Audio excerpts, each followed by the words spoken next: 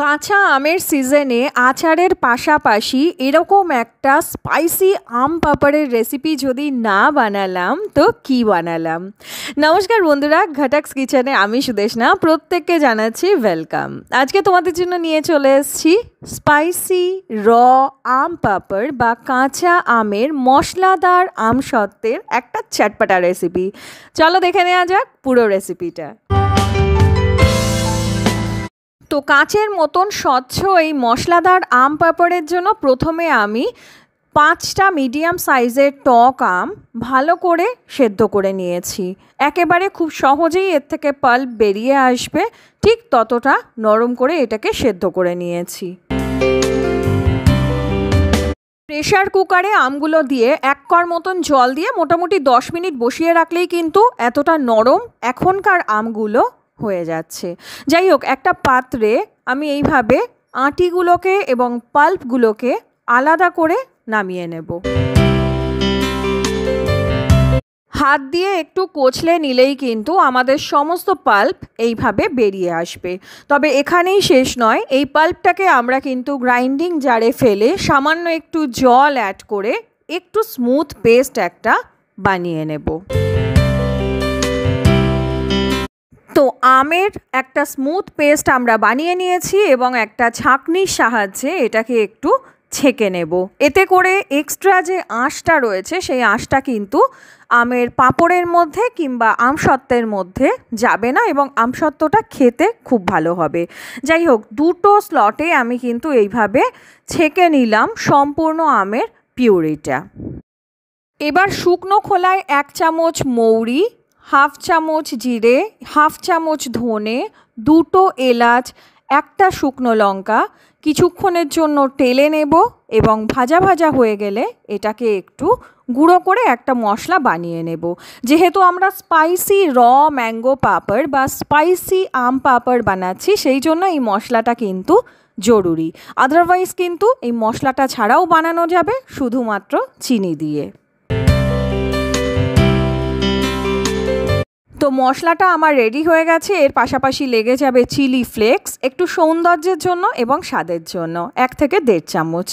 তো এবার আমের যে পিউরিটা আমরা বানালাম সেটা দিয়ে দিলাম কড়াইতে। গ্যাসের ফ্লেমটাকে মিডিয়াম টু লোতে রাখবো এবং অনবরত এটাকে নাড়তে থাকবো যতক্ষণ পর্যন্ত এটা হালকা থিক কনসিস্টেন্সিতে না চলে আসছে। এবার এর মধ্যে অ্যাড করে দেব চিনি। আমার কিন্তু প্রায় 1 কেজির কাছাকাছি চিনি লেগে গেছে মাত্র 5টা আমের জন্য। আমটা যথেষ্ট পরিমাণ টক ছিল বলে। তোমরা যখন বানাবে তখন কিন্তু আম কতটা টক সেটা একটু দেখে নিয়ে তারপর চিনিটা অ্যাড করবে। সেক্ষেত্রে একটু কম বেশি কিন্তু লাগতে পারে। 2টো ধাপে আমি চিনিটা মিশিয়ে দিলাম এবং যথারীতি চিনিটা দেওয়ার পরে আমটা একটু পাতলা হয়ে গেছে। তারপরে কিছুক্ষণ নেড়ে মশলাটা এর মধ্যে অ্যাড করে দিচ্ছি এবং অ্যাড করে দিচ্ছি চিলি ফ্লেক্সটা। অনবরত এটাকে কিন্তু নাড়তে থাকবো। খুব বেশি সময় এটা বানাতে লাগে না, তবে তলাতে ধরে না যায় সেটার জন্যই কিন্তু একটু মাঝে মধ্যে নেড়ে দেওয়াটা আবশ্যক।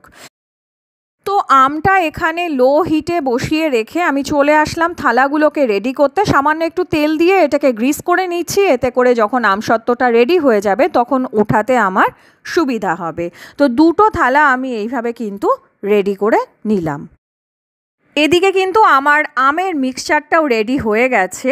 হাতায় করে অল্প অল্প করে দিয়ে এরকম করে একটু ছড়িয়ে নেব। প্রয়োজনে হাত দিয়ে একটু থালাটাকে ঘুরিয়ে নিলেই কিন্তু চতুর্দিকে ছড়িয়ে যাবে এবং সমানভাবে ছড়িয়ে যাবে আমাদের আম পাঁপড়গুলো। 2টো থালাই কিন্তু আমার রেডি হয়ে গেছে।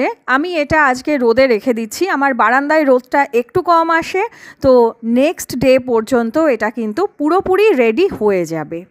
তবে জরুরি নয় যে এগুলো রোদে রেখেই টানাতে হবে, এগুলো কিন্তু পাখার তলায় রেখে দিলেও খুব সুন্দরভাবে টেনে যায়। তো দেখো, নেক্সট ডে আমি এটাকে উঠিয়ে নিলাম এবং এটা কিন্তু যথেষ্ট পরিমাণে শুকনো হয়ে গেছে। আর এবার এগুলোকে কেটে নেওয়ার পালা।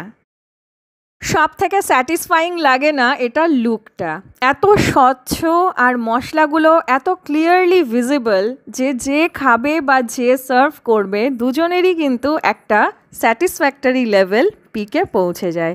যাই হোক, অবশ্যই করে এই ম্যাঙ্গো পাপড় বা স্পাইসি ম্যাঙ্গো পাপড় তোমরা বাড়িতে বানাবে এবং ট্রাই করবে, আর অবশ্যই আমাকে জানাবে তোমাদের এক্সপিরিয়েন্স। আর বেস্ট পার্ট হলো এইভাবে বানিয়ে কিন্তু সংরক্ষণও করা সম্ভব। তো কেমন লাগলো তোমাদের আজকের রেসিপি জানাতে ভুলো না। আবার দেখা হচ্ছে তোমাদের সঙ্গে নেক্সট রেসিপি নিয়ে। টিল দেন সবাই ভালো থেকো, বাই বাই।